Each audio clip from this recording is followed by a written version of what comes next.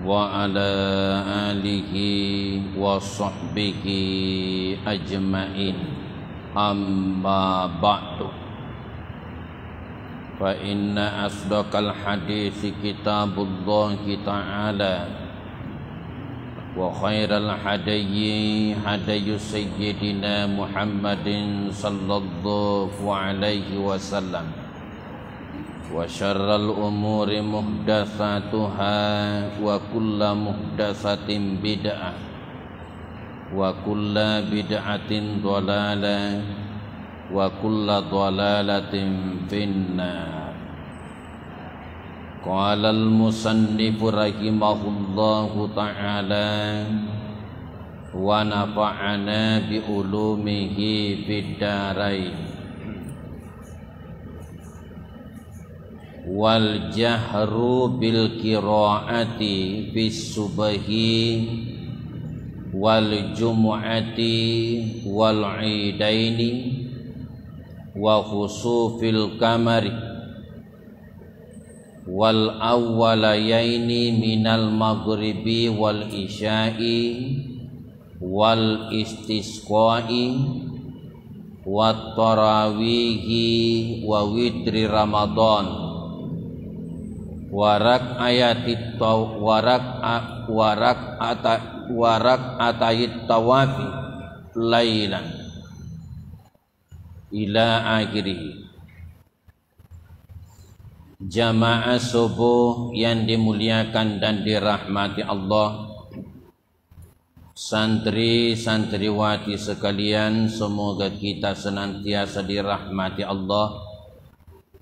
Alhamdulillah, kembali kita diizinkan oleh Allah melanjutkan pengajian kita.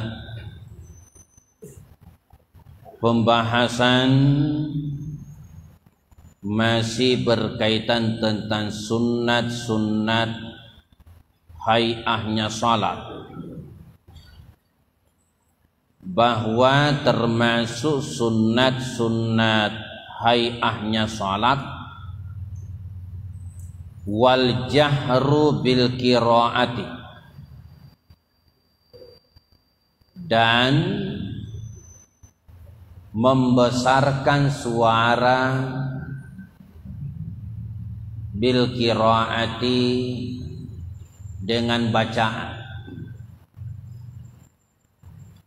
membesarkan suara atau menjaharkan suara dengan bacaan. Maksudnya, kapan kita disunnatkan membesarkan suara? Ketika kita melaksanakan salat, dan itu hukumnya adalah sunnah. Pertama, fis subhi, pada salat subuh. Jadi pada salat subuh. Wal jumu'ati, dan salat Jumat. Jadi pada salat Jumat juga kita membesarkan atau menjaharkan suara. Wal idaini, dan salat dua hari raya, Idul Fitri, Idul Adha, juga kita menjaharkan, membesarkan suara.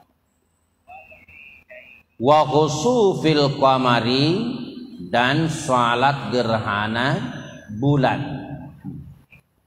dan salat gerhana bulan.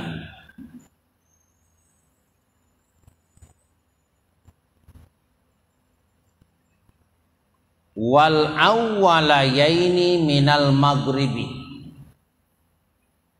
wal isya'i,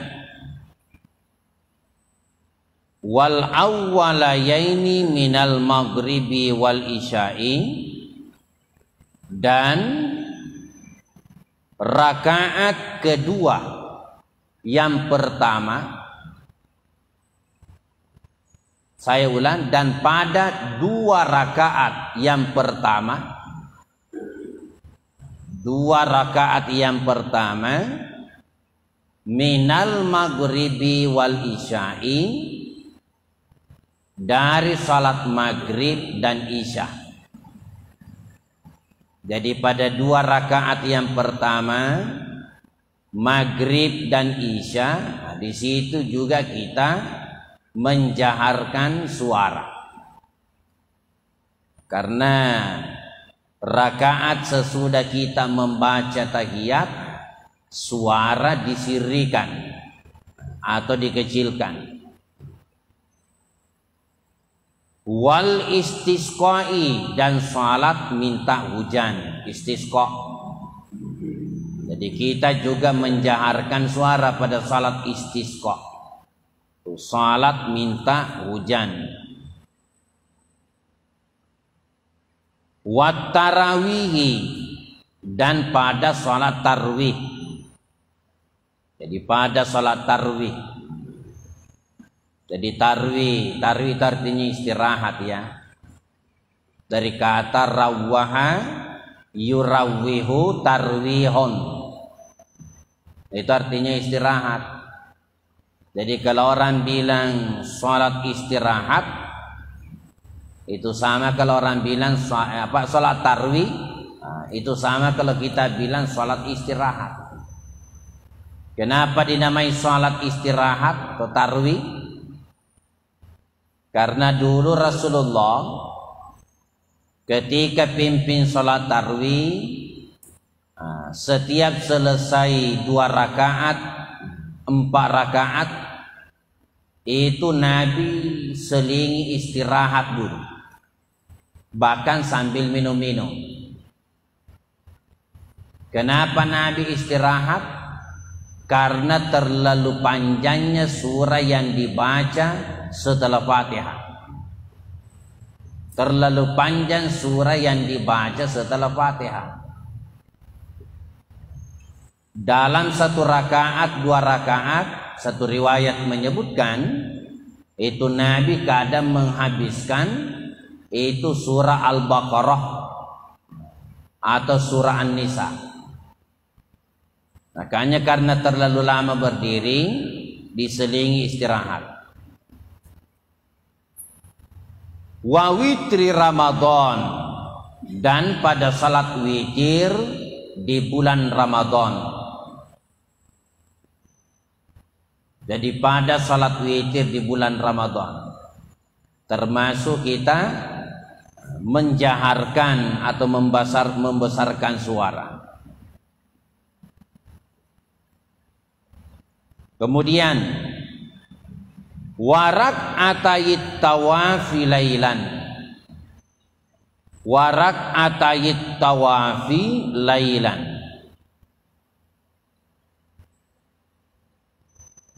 Sebenarnya ini begini, warak ataini, tuh warak ataini, tapi karena dia berkedudukan sebagai mudhaf, kemudian at-tawafi mudhafun ilai, maka itu nunnya mahzuf, dijatuhkan. Makanya dibaca warak atayit tawafi, warak ataini, tapi dibaca warak atayit tawafi lailan. Dan pada 2 rakaat salat tawaf lailan, pada waktu malam. Pada 2 rakaat salat tawaf lailan, pada waktu malam. Maksudnya bagaimana? Ketika kita masuk Masjid Haram, jadi ketika kita masuk Masjid Haram, apakah itu tawaf yang dilakukan rangkaian dari ibadah umrah, haji, atau hanya masuk Masjid Haram? Karena kalau kita masuk Masjid Haram itu disunnatkan kita tawaf, langsung tawaf. Namanya tawaf sunnah. Dan itulah pengganti salat sunnah tahiyatul masjid. Jadi orang-orang yang kebetulan di Mekah memang dianjurkan utamakan itu tawaf, masuk Masjid Haram tawaf. Karena tawaf itu hanya ada di Mekah, hanya ada di Masjid Haram. Salat sunnah tahiyatul masjid biar di kampung kita, di tanah air kita, kita bisa juga melaksanakan salat sunnah tahiyatul masjid. Karena termasuk yang disunnatkan Nabi, setiap kali kita masuk masjid, disunnatkan salat sunnat tahiyatul masjid. Nabi bersabda, "Iza dakhala ahadukumul masjidah, fala yajlis hatta yusolli rak'atain." Apabila salah seorang di antara kalian masuk masjid, maka janganlah kalian duduk sebelum melaksanakan salat sunat tahiyatul masjid. Salat sunat tahiyatul masjid. Jadi setiap kali kita masuk masjid disunatkan. Menurut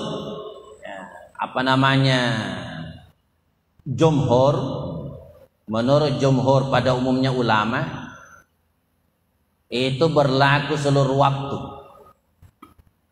Berlaku seluruh waktu, walaupun itu waktu terlarang melaksanakan salat sunat. Contoh, ada orang masuk masjid sesudah salat asar, dia juga sudah salat asar, mungkin masuk menghadiri acara, ada acara sesudah salat asar, dia masuk masjid. Bagaimana ini? Kalau menurut jumhur, tetap dia disunnatkan menunaikan salat sunat tahiyatul masjid, kecuali imam melaksanakan itu tawaf sunnah. Justru dianjurkan ya kalau di Masjid Haram lebih baik tawaf yang dilaksanakan. Bagaimana seandainya orang masuk masjid itu tawaf? Di sini kan tadi disebutkan lailan. Orang kalau selesai tawaf, ya namanya tawaf itu kan mengelilingi Ka'bah 7 kali ya, menjadikan Ka'bah sisi kiri kita, mulai berjalan dari posisi Hajarul Aswad. Selesai kita tawaf, selesai orang tawaf, itu kita diperintahkan, disunnatkan untuk salat sunat.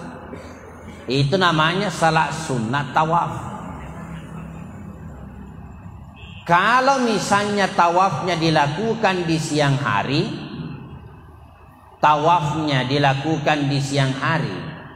maka dia disunnatkan untuk mensyirrikan suaranya. Tapi kalau kebetulan dia melaksanakan tawaf, menunaikan tawaf, masuk Masjid Haram, kebetulan malam hari, maka di sini ada sunnah. Disunnatkan juga ketika melaksanakan sebentar salat sunat tawaf itu menjaharkan suaranya, karena dia melaksanakan salat sunat itu lailan, pada waktu malam. Kemudian walau adraka rak'atan minas subhi fi waqtiha wal ukhra,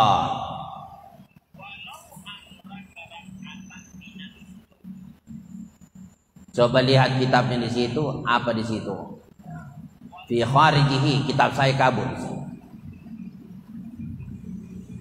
Coba kitab saya.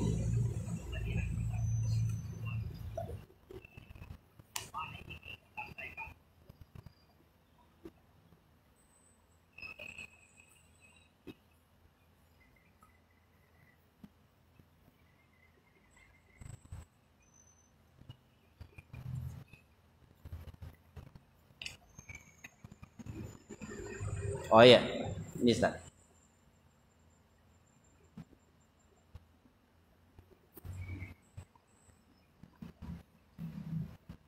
Ini.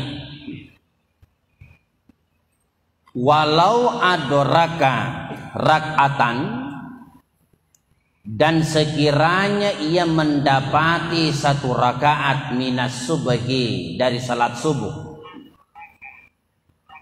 fi waktiha, pada waktunya, fi waktiha, pada waktunya,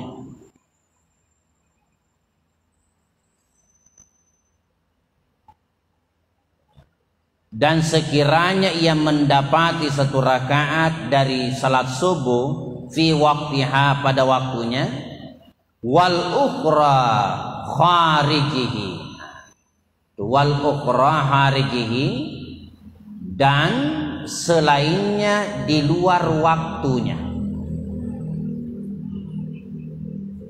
dan selainnya di luar waktunya,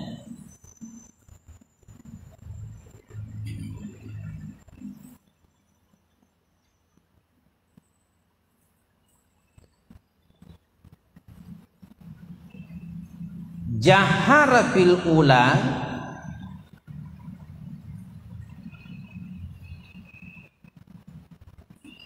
jahara fil ula, ia menjaharkan rakaat pertama,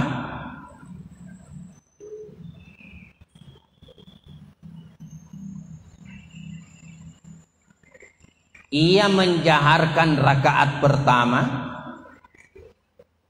wa asirra bitsaniyah, dan mengecilkan rakaat yang kedua, dan mengecilkan rakaat yang kedua. Bagaimana maksudnya?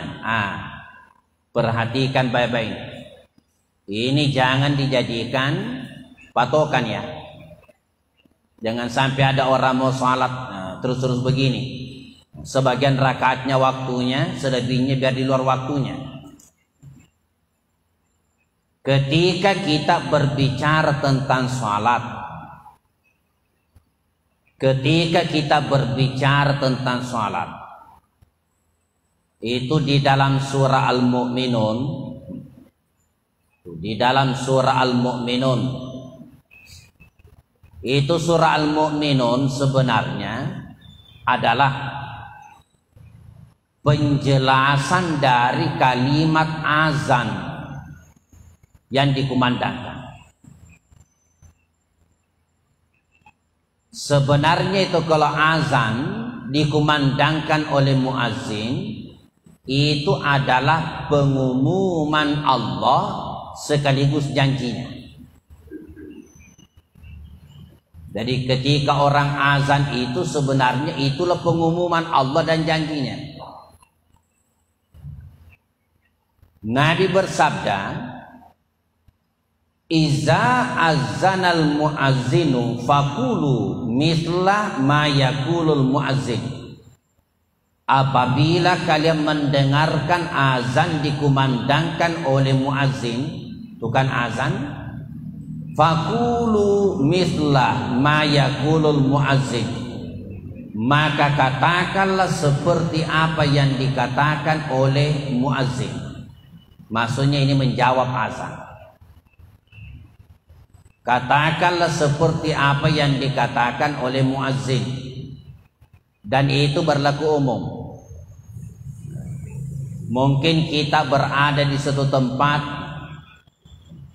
lalu kita dengarkan beberapa masjid mengumandangkan azan, maka yang mana saja kita dengar, jawab seperti apa yang dikatakan. Kita dengar lagi di masjid lain, jawab lagi seperti apa yang dikatakan. Lalu dipertegas dalam hadis, sanadnya dari Umar bin Khattab, diriwayatkan oleh Abu Daud, kecuali pada dua kalimat, hayya 'alas shalah, hayya 'alal falah.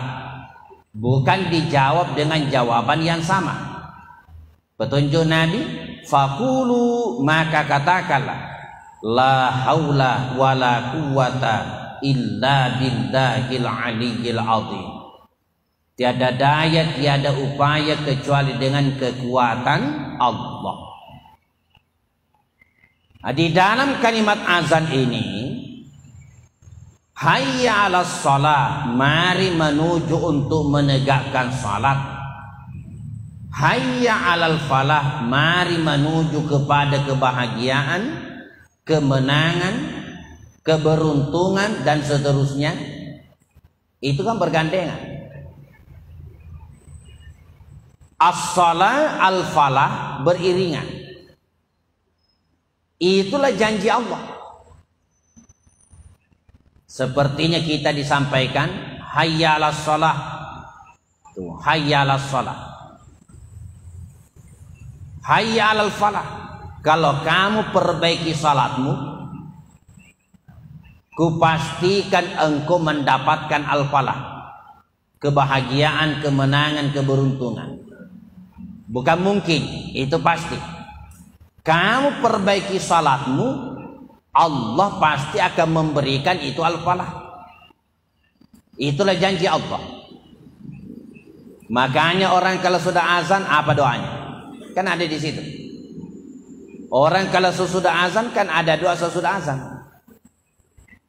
Allahumma rabb hadhihi da'wati tammah was-salatil qa'imah ati Muhammadanil wasila wal fadilah wasyaraf wad darajatal aliyatar rafi'ah wa ba'athu maqamam mahmudanil ladzi wa'atta. Apa ujungnya? Innaka la tuhliful mi'ad. Sesungguhnya engkau Tuhan yang tidak akan menyalahi janji. Karena memang di situ ada janji. Bahwa kapan engkau perbaiki salatmu, maka kamu akan mendapatkan al-falah. Itu bukan mungkin, pasti itu. Nah, itulah yang dijelaskan dalam surah Al-Mu'minun. Dalam surah Al-Mu'minun, coba perhatikan ya.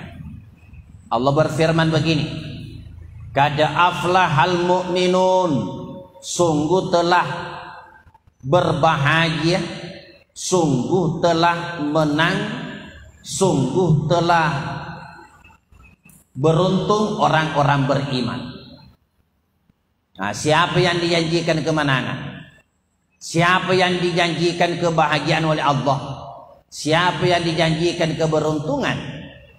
Di awal-awal surah Al-Mu'minun ini ada dua ayat yang berbicara tentang salat.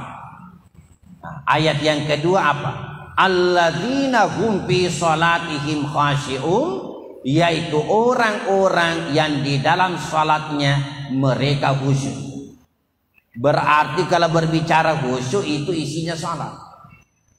Khashi'un berkaitan isinya salat, yaitu orang-orang yang di dalam salatnya mereka khusyuk. Nah, lalu yang kedua, kalau tidak salah ayat ke-9 ya, surah Al-Mu'minun juga berbicara tentang salat. Walladzina hum ala salawatihim yuhafidun, dan orang-orang yang terhadap salatnya mereka menjaganya, mereka memeliharanya. Nah, siapa yang dimaksud orang yang menjaga, memelihara salat? Karena di sini ada dua petunjuk bahwa ketika kita melaksanakan salat, pertama dituntut bagaimana kita khasyi'un, khusyuk. Kedua, kita dituntut bagaimana kita dalam melaksanakan salat kita hafidun. Hafidun, orang yang memelihara, menjaga salatnya. Nah, siapa yang dimaksud orang yang hafidun? Orang-orang yang menjaga, memelihara salatnya adalah orang yang nanti betul tertunda salatnya apabila ada halangan yang menghalanginya. Nah, itu yang dimaksud hafidun. Jadi perlu dipahami, itu salat itu waktunya panjang. Contohnya duhur panjang, Itu jangan dipahami itu pilihan. Bukan pilihan. Itu kelonggaran. Jangan sampai ada orang jadikan itu pilihan. Kenapa belum salat duhur? Kan waktunya masih panjang. Jam 2 juga masih duhur. Setengah 3 juga masih duhur. Padahal tidak ada halangan yang menghalanginya. Tidak ada uzur yang dibenarkan agama boleh dia menunda. Tapi sengaja mengundur-undur, maka orang yang begini tidak masuk kelompok hafidun, orang-orang yang menjaga dan memelihara salatnya. Nah, tapi kalau misalnya itu ada halangan, misalnya ada orang mau salat ya, ada orang mau salat tapi ada perasaan mau buang air, apakah itu besar atau kecil? Itu Nabi larang. Kalau ada perasaan mau buang air, besar kecil, apalagi kalau mendesak, makruh hukumnya. Jangan salat, itu hukumnya makruh. Kenapa makruh? Dipastikan kamu tidak akan bisa khusyuk. Dipastikan kita tidak bisa khusyuk. Karena ada perasaan yang mau keluar. Apalagi kalau yang mau keluar itu perasaan sudah 60% atau 70%. Sebelum mas sempajang, engkau perasaan melot teme. Tapi dia bila cinampuk, tangguh masih ada wuduku. Jadi akhirnya tetap dia salat. Berjalan satu rakaat makin mendesak. Maka jangan harap bisa khusyuk. Maka kita hanya akan sibuk menahan itu yang mau keluar. Makanya Nabi makruhkan. Makruh, jangan salat. Selesaikan dulu. Itu kan salah satu uzur. Selesai mungkin buang air, ternyata dia sakit perut. Dan itu sakit perutnya susah ditahan. Terundur dia. Akhirnya dia salat di penghujung waktu. Halangannya itu dibenarkan agama. Atau misalnya begini, menyelamatkan yang namanya bencana, hifzul mal. Kan ada 5 itu yang namanya ad-daruriyatul hamsah. Kalau ini yang terancam, maka yang tadinya sesuatu tidak boleh menjadi boleh pada saat itu. Terancam nyawa, hifzun nafsi. Terancam agama. Terancam keturunan. Terancam harta. Terancam kehormatan. Ditambah 1 oleh ulama fikih yang lain menjadi 6, terancam jamaah, uhuwah, persatuan dan kesatuan. Misalnya terjadi musibah kebakaran, berarti ini hifzul mal, harta, bahkan bisa nyawa. Tiba-tiba ada kebakaran di waktu subuh jam 3 dini hari. Akhirnya dia selamatkan dulu itu. Dia selamatkan. Akhirnya selesai mengamankan, aman. Dia sudah berada di penghujungnya waktu. Masih ada waktu. Bagaimana ini? Silakan salat subuh. Ternyata ketika dia salat subuh di penghujung waktu, hanya sempat 1 rakaat di waktunya subuh. Begitu berdiri untuk rakaat kedua, sudah habis waktunya subuh.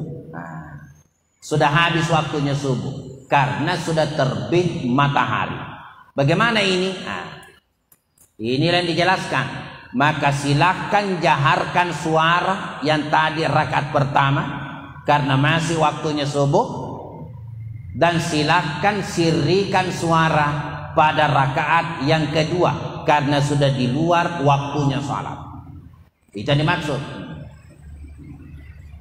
Nah, bagaimana kalau ada orang ketiduran? Ketiduran. Nabi bilang salatun naimi qiyamuhu. Salatnya orang yang ketiduran pada waktu bangunnya. Yang dinamakan ketiduran itu ya sekali-sekali. Ketiduran. Kalau ada orang setiap hari ketiduran, sudah bukan ketiduran, itu kematian. Hari ini ketiduran, besok ketiduran, lusa ketiduran. Karena tuh. Andai kata ada orang betul-betul ketiduran. Bahkan Nabi saja pernah suatu ketika. Dan ini contoh. Nabi pulang perjalanan. Nabi pulang perjalanan perang. Pulang perjalanan dari perang menuju Madinah. Sampai di suatu daerah kemalaman Nabi. Kemalaman. Jadi Nabi sampaikan kepada sahabat, kita istirahat dulu. Kemudian lanjutkan perjalanan. Nabi katakan kepada Bilal, ya Bilal, ikla' lana hazihil lail. Bilal, ikla' lana, wakili kami,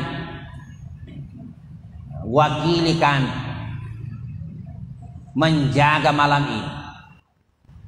Kalau terjemahan bebas begini, Bilal, kamu bertugas menjadi piket. Jangan kamu tidur, Bilal, karena kita ini mau tidur semua, jangan sampai kesiangan. Bilal siap. Akhirnya pun Rasulullah beserta seluruh sahabat istirahatlah. Ini sebenarnya Bilal tidak ada maksudnya mau tidur, tapi Bilal ini ya, sandar-sandar di kudanya, karena kudanya jongkok juga. Jadi sambil lurus-luruskan kakinya, sandar-sandar Bilal di kudanya. Maksudnya ya lentur-lenturkan badan. Kenapa Bilal tertidur juga? Nanti terbit matahari sudah panas, bangun Rasulullah. Langsung Nabi teriak ke Bilal, ya Bilal, ada apa dengan? Ada apa dengan? Maksudnya Nabi, kenapa kamu tidur Bilal? Ikotola disuruh mangan ruap pikir matiin retoko. Kita sekarang sudah ketiduran. Pintar juga Bilal memberi jawaban. Allah telah menidurkan saya ya Rasulullah, sebagaimana Allah juga tidurkan engkau. Maksudnya pasti ada maksud yang dikehendaki Allah. Betapa saya tidak mau tidur, dan betapa engkau seorang Rasul yang dikontrol oleh Allah, kenapa juga tertidur? Berarti ini ada maksud yang dikehendaki oleh Allah. Nabi pun mengerti. Akhirnya Nabi perintahkan Bilal, geser-geser ini unta, kuda, siapkan tempat, silakan pergi berwudu. Bahkan pada saat itu Nabi perintahkan Bilal kumandangkan azan untuk salat subuh. Padahal matahari sudah terbit. Maka dilaksanakanlah salat subuh, matahari sudah terbit. Karena sudah di luar waktunya, itu namanya sudah qadha. Qadha. Namanya sudah bukan lagi adaan, tapi qadha. Diganti. Jadi kalau misalnya diganti sudah di luar waktunya, bukan lagi adaan tapi qadhaan. Misalnya kalau subuh, usolli fardhu salati subahi rak'ataini mustaqbilal kiblati. Biasanya kan adaan lillahi ta'ala. Kalau sudah bukan waktunya diganti itu adaan, qadhaan lillahi ta'ala. Apa artinya qadhaan? Membayar. Itu membayar. Itu qadhaan lillahi ta'ala. Itu qadha, membayar. Nah, kalau adaan itu artinya tunai. Nah, tunai maksudnya dilaksanakan pada waktunya. Jadi ini yang dimaksud ya. Satu rakaat di waktunya, satu rakaat di ujungnya. Makanya kalau ada orang betul-betul ketiduran, galabatin naum, dia bangun, tiba-tiba satu rakaat itu masih waktunya subuh, silakan jaharkan. Tapi kalau sudah di luar waktunya yang satu, kecilkan. Maka ketika dia mengqadha salatnya, karena sudah di luar waktunya, itu suaranya disirrikan, dikecilkan. Jadi sama juga kalau ada orang mengqadha salat Isya. Kan dia namanya mengqadha itu ada dua penjelasan riwayat. Ganti sesuai waktunya. Riwayat yang lain ganti kapan diingat. Ganti kapan diingat. Misalnya ada orang lupa salat Isya. Betul-betul lupa. Nanti dia ingat besoknya waktu-waktu duha. Jam-jam 9, 10 duduk-duduk zikir-zikir, baru dia sadar, astagfirullah, lupa saya salat Isya tadi malam. Betul-betul lupa.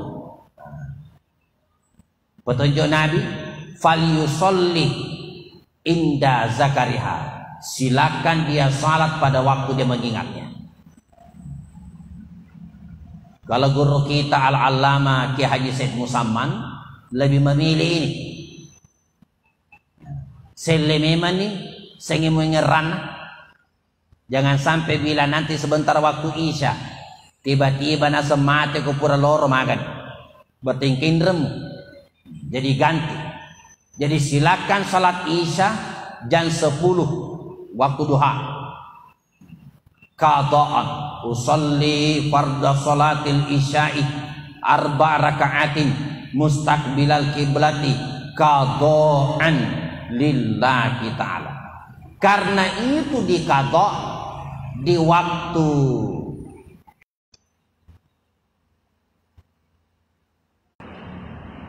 Al-Fatihah.